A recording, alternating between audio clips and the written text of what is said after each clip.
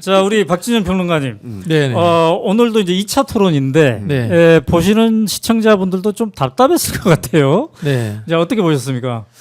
이게 과연 대선 주자 토론인가? 네. 라는 자괴감이 들었습니다. 네. 일단 우리 김문수 후보 같은 경우는 늘 모든 답변에 여러 가지 뭐 이런 이야기를 하시고 하는데 실제로 김문수 후보의 대부분의 내용들은 네. 정통 보수에서 벗어난 극우 아스팔트에서 질문을 모아왔다. 네. 평소에 이재명 후보에게 하고 싶었던 이야기, 네. 이재명 후보와 관련돼서 유튜버에서 떠도는 이야기를 네. 모아왔다라는 느낌을 받았습니다. 네. 그래서 차라리 서정욱 변호사가 나왔더라면 훨씬 낫지 않았을까 이런 생각이 들었고요. 네. 이준석 후보 관련해서는 제가 정말 냉혹하게 말씀드린다면 네. 우리 국가 사회 공동체에서 추방되어야 할 사람이다. 라는 저는 극단적인 비판을 하고 싶습니다. 그래요. 네. 그런데 오늘 이준석 후보가 노무현 대통령을 모두 발언에서도 언급하고 마지막에서도 언급하네요. 네. 토론 태도로 보면 좀 많이 다른데. 우리 대통령 후보 토론회가 생긴 이후에 가장 수준이 높았던 토론회를 노무현 이회창 토론회라고 이야기를 그래요. 합니다. 네. 노무현 대통령의 토론 태도라든가 네. 그다음에 상식, 네. 그다음에 반칙을 어기지 않는 태도를 좀 배웠으면 좋겠습니다. 음. 모든 것을 그 반대로 하지 않습니까? 네. 토론에서도 늘 반칙하고요. 그다음에 상식을 어긋나고 있고요. 네. 그다음에 태도도 참 부끄럽습니다. 저런 네. 태도를 가지고 대통령 후보 자리까지 올랐다는 것이 한국 사회의 비극이라고 생각합니다. 네. 자, 최진봉 교수님은 어디서 봤어요, 이거를? 저는 이제 현장에서도 봤고요. 현장이라 하면 제가 딴 데서 어디 모임이 있었는데 모임에서 보고 또 오면서도 듣고 계속 네. 이동하면서 듣고 그랬습니다. 모임을 하면서 봤어요? 네, 모임을 하면서. 이거 대단한 능력인데. 욕 먹으면서 저는 지금 스튜디오에서 막 집중하고 보면서도 잘 안 들어오던데. 최선을 다해서. 네네네.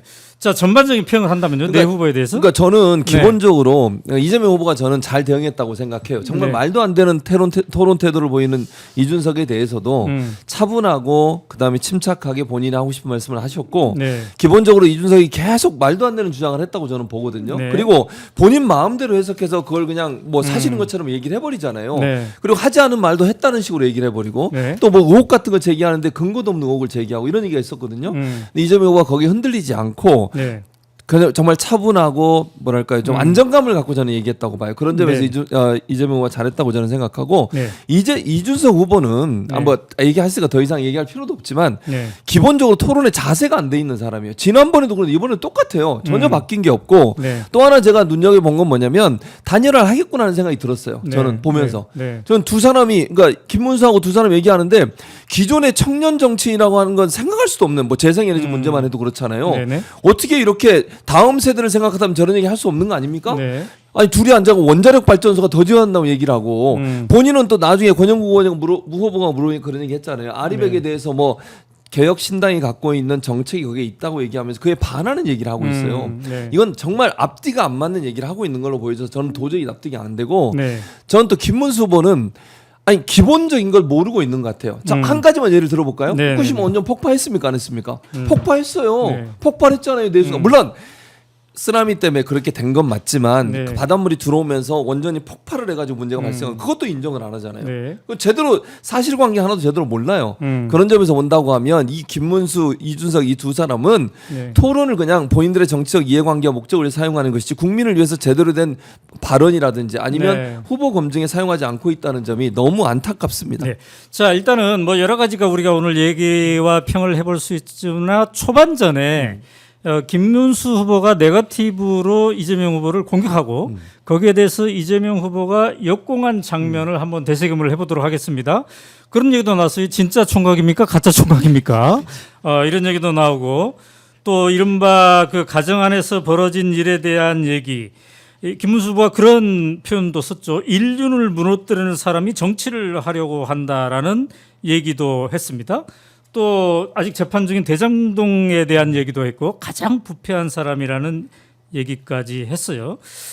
이런 식으로 이제 초반부터 네거티브를 가지고 나왔는데 여기에 대해서 이재명 후보는 내란 극복에 대한 얘기, 이것에 대한 엄격한 심판이 중요하다라고 대받아쳤단 말이죠. 이 장면을 한번 되새김을 해보신다면요. 일단 김문수 후보의 그런 네거티브 물론 예측은 했습니다만 상당히 세게 나갔어요. 저렇게 도티하고 직설적으로 나올 줄 네, 몰랐어요. 도티하고 직설적으로. 그게 제가 봤을 때 국민의힘의 수준이다. 이런 식의 생각이 드는데요. 네. 이제 일단 국민의힘이 생각하는 것은 반 이재명입니다. 이 선거 구도가. 그렇기 때문에 이재명에 대해서 반대하는 것들을 모은다라는 것인데요. 네. 그럼에도 불구하고 정치 세력은 네. 저 따위 저질스러운 이야기를 하지 않습니다.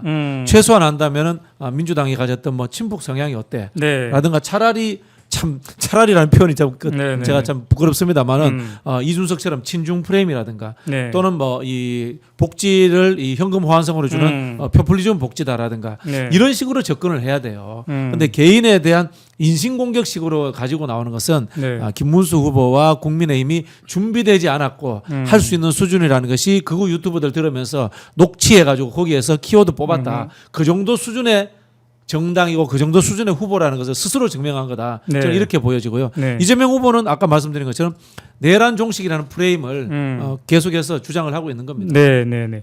자, 그 대목은 어떻게 보셨어요? 그러니까 지금 기본적으로 네거티브를 한다고 하는 것은요. 네. 본인들이 정책에 자신감이 없다는 표시라고 저는 생각합니다. 네. 만약에 정책적으로 뭔가 논쟁을 해서 본인들이 이길 수 있거나 아니면 본인들의 강점을 표현할 수 있다고 하면 네, 네거티브를 할 이유가 없어요. 그리고 이런 네거티브는 이미 예전에 다 검증이 끝난 거예요. 이걸 다시 가져온다 한들 무슨 타격감이 있겠습니까? 그렇죠. 뭐 새로 뭐 나온 거라면 모르겠어요. 이게 예전에 오래 전부터 있었던 얘기고 이미 사회적으로 검증이 끝났고 이재명 후보 관련해서는 이미 문제는 더 이상 문제가 안 되는 사안이에요. 근데 이걸 다시 끌고 나와요. 네. 그러니까 얼마나 이게 할 말이 없으면 이런 말을 하겠는가. 그러니까 네. 자기가 승점을 따기 위해서 상대방을 공격하는데 그 공격의 포인트가 네거티브인데 그 네거티브도 예전 걸 가져와서 과거의 문제를 가져와서 문제를 제기하면서 승점을 따려고 하는 것은요. 네. 도리어 마이너스예요. 얼마나 할 말이 없으면 그런 얘기를 하겠습니까? 네. 정책적 부분에서 김문수 후보 얘기한 걸 저는 들어본 적이 없어요. 그냥 뭐 자기가 평소에 생각을 얘기하는데 그것도 사실관계 다 틀리는 얘기들이에요. 네. 그렇다고 하면 이런 정책적인 부분은 다 빼고 네거티브 가지고 상대를 공격한다고 하는 이 잘못된 관행이 네. 끊임없이 반복되고 있고 네. 이거는 국민의힘 후보인 김문수 후보가 얼마나 자격이 없는 자격 미달 후보인지를 보여주는 증거라고 봅니다. 네. 가정도 못 지키면서 어떻게 정치를 하려고 하느냐 이런 식의 이제 질문이 있었고 여기에 대해서 이재명 후보가 이제 대받아치는 게 있었는데 가장 중요한 것이 헌정 질서 분란을 중단시키는 거고 그 다음에 이런 질문을 했습니다. 김문수 후보에게 내란 세력과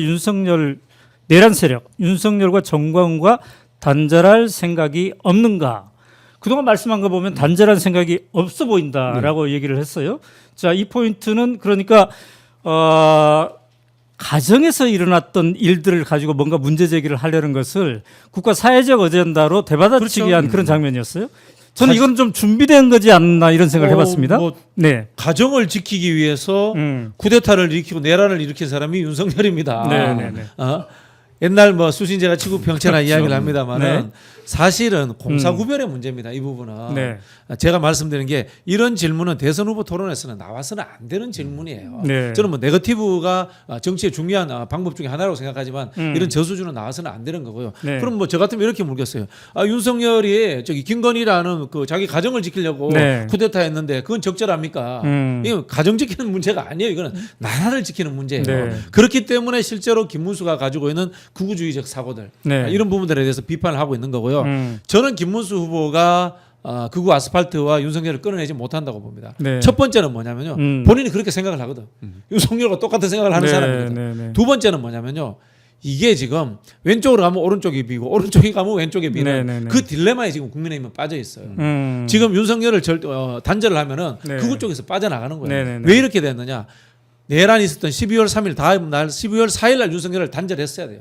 그러면 이 선거가 49대 51로 간단 말이에요. 네, 네, 근데 윤석열에게 시간을 줌으로 인해 가지고 윤석열이 자기 극단적 지지층을 결집시킬 기회를 국민의힘이 줘버린 거예요. 그때부터 국민의힘은 이미 대선에서 진 겁니다. 네. 네.